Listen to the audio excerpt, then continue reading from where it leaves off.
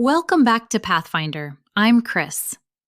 Today we are deploying a tactical overlay for one of the most chemically and politically volatile transitions in a woman's career: the return. The first 90 days post-maternity leave. If you are listening to this, you might be standing in your kitchen, staring at a breast pump bag that looks suspiciously like a laptop case, feeling a specific type of vertigo. It's that visceral friction between the biological imperative you've lived for the last 3 months and the economic engine you are about to re-enter. We often call this nerves or guilt, but if we look at the system architecture, it's actually latency. You have been offline while the network continued to process data. Society hands you a greeting card and says, "Welcome back, Supermom." I'm going to hand you a tissue for the transition, but then I'm handing you a schematic. Because the friction you feel isn't a personal failing, it's an integration error. We need to reestablish your node in the power structure, not by working harder, God knows you're tired enough, but by leveraging strategic re-entry bias. Let's map the terrain. Let's start with the gray zone, the terrain of the first week back. It is characterized by a phenomenon I call the ghost in the machine. You walk into the building or log into Slack, and you see the artifacts of your old life. Your name is on the docs, your seat is there, but the current of information has routed around you. It feels like walking into a room where everyone just finished a conversation. The silence is loud. Viscerally, this manifests as a tightness in the chest, a fear that you are now obsolete, or worse, slow. You feel the need to apologize for your absence, to overfunction immediately to prove that the mom version of you hasn't lost her edge. Structurally, this is what happens when a high-value asset is taken offline for a quarter. The ecosystem adapts. New dependencies form. The friction you feel is the system resisting your reinsertion. It's not malice, it's inertia. But if we don't interrupt that inertia, the system will permanently downgrade your bandwidth. Here is the logic. Research on re-entry bias suggests that colleagues unconsciously perceive a gap in continuity as a gap in competence. It is a cognitive shortcut the brain takes. Simultaneously, you are dealing with what cognitive psychologists call the split effect. Your working memory is now partitioned. Part of your RAM is permanently allocated to the safety of a small human elsewhere. The error most leaders make here is trying to force the old workflow through this new partitioned bandwidth. They try to sprint, but you cannot sprint when your latency is high. You need a buffer. We have to treat your return not as a resumption of duties, but as a system relaunch.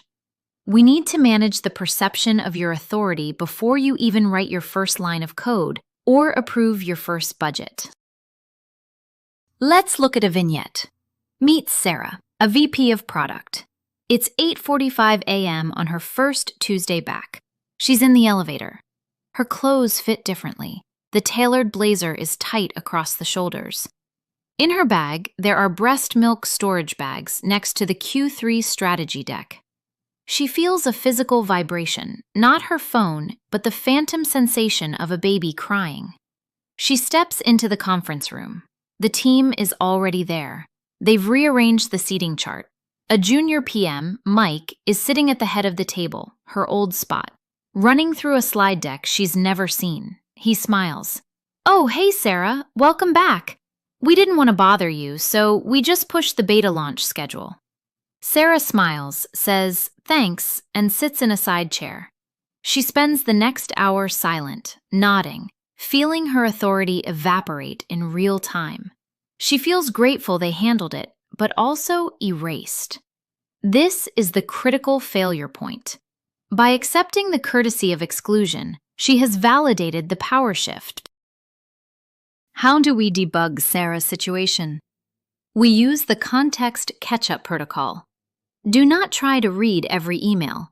That is data dumping, not insight gathering. Instead, schedule 5 20-minute surgical strikes in your first week. These are not social calls. These are intelligence-gathering operations. 1. The downstream report. Ask, what decision slowed you down while I was out? 2.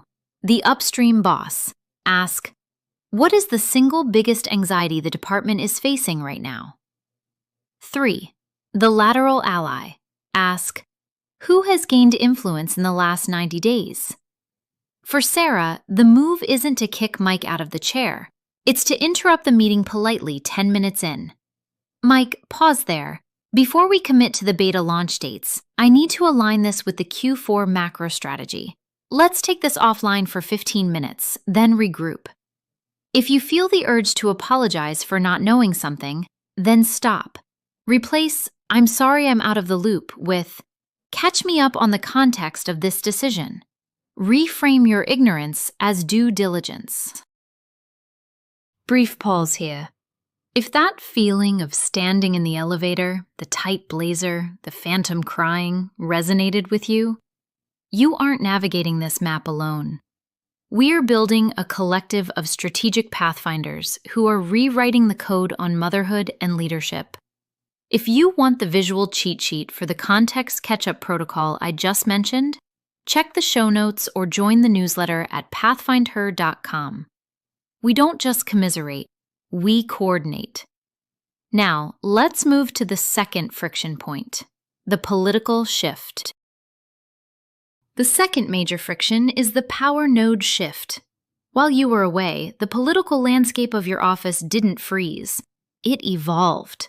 Power abhors a vacuum. When you stepped out, people stepped up, or stepped over.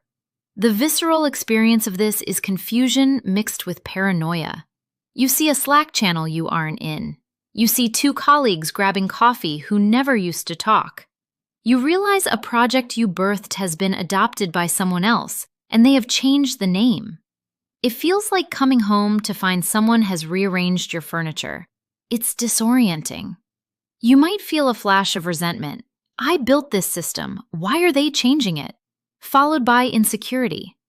Structurally, your political capital has depreciated. Relationships require maintenance, and you have been in maintenance mode on a newborn, not your network. To solve this, we must look at asset appreciation. In your absence, the team realized which parts of your job were operational, execution, and which were strategic, vision. The operational parts had to be distributed. The trap is trying to claw back the operational tasks to feel useful. That is a low ROI move.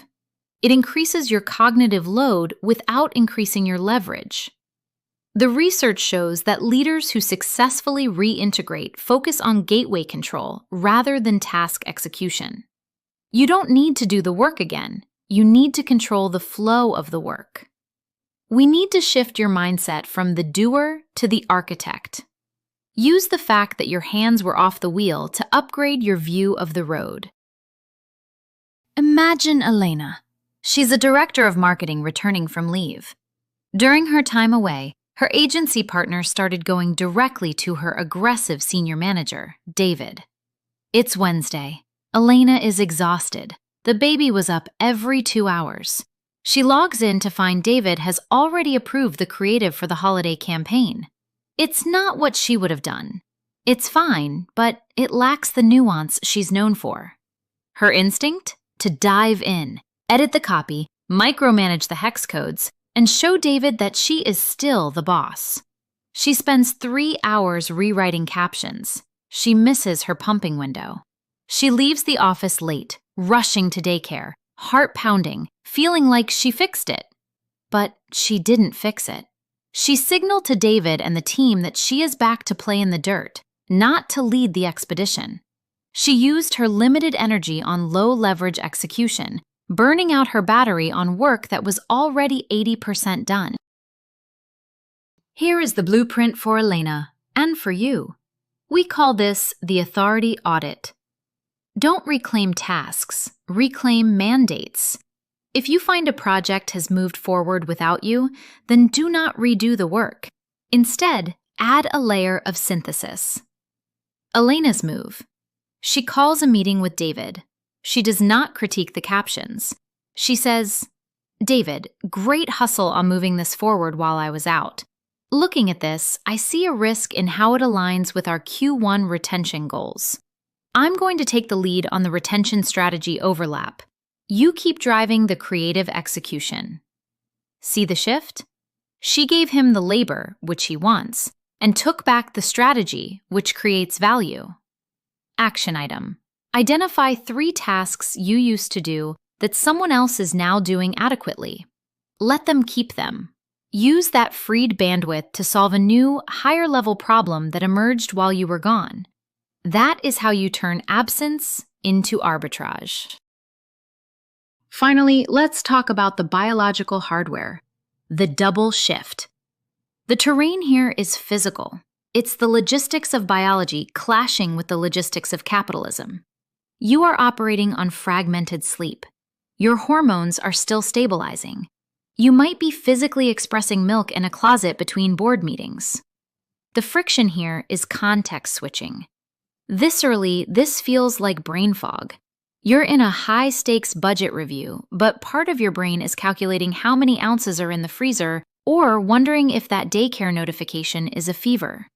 It's a constant, low-grade hum of anxiety. You feel like you are doing 2 jobs poorly. The corporate world tells you to compartmentalize, but mothers know that biology doesn't respect Outlook calendar blocks. The structural fix here relies on asynchronous leverage. The industrial model of work requires presence, 9 to 5, butt in seat. But the digital economy allows for output independent of time. We need to stop trying to synchronize your baby's rhythm with the stock market's rhythm. They will never align. Instead, we lean into systems that allow you to produce value when you are lucid and protect you when you are depleted. The concept is cognitive protective layering. You acknowledge that your 3 p.m. brain is not your 9 a.m. brain. You stop fighting the fatigue and start architecting around it. Let's look at Maya. She's a software architect. It's 4 p.m. She's been up since 4:30 a.m. Her nanny just texted that they are out of diapers. Her boss pings her for a code review. Maya's eyes are glazing over. She tries to read the code, but the lines are swimming. She forces herself to type a response, deletes it, types it again. The anxiety spikes. She feels unprofessional. She feels like she's drowning. In the old world, she would push through, make a mistake, and stay up until midnight fixing it, destroying her recovery time for the next day. She is treating her energy like an infinite resource. It is not. It is a battery, and she is in the red. The protocol for Maya is red zone, green zone scheduling. Green zone. Identify the 3 hours a day you are most lucid, usually morning.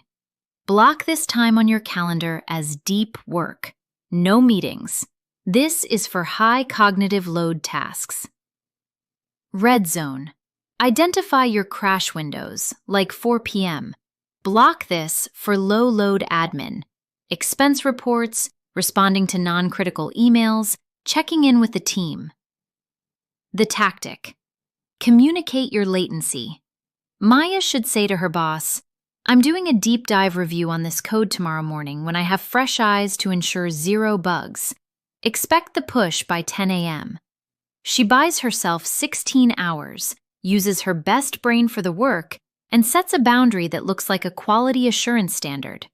If the domestic chaos intrudes, the daycare call, then utilize the hard stop. Do not multitask. Step out, handle it, return. The context switching tax is higher when you try to dual process. We've covered the terrain, the compass, and the path. You are returning to a system that wasn't designed for you. That is the reality. But you are an architect, not a victim. The friction you feel, the latency, the power shifts, the fatigue, these are data points. They are telling you where the system is broken and where you need to build a bridge. Remember, you have done something incredible. You built a human. Now you are rebuilding your career. Do not apologize for the time it took to do the former, and do not underestimate your capacity to do the latter. Here is your final directive. This week, pick one coordinate we discussed.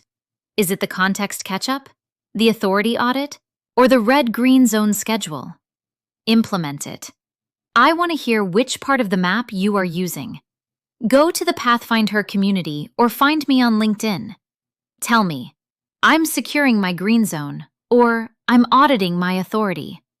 Let's navigate this together. I'm Chris. This is Pathfind Her. Keep building.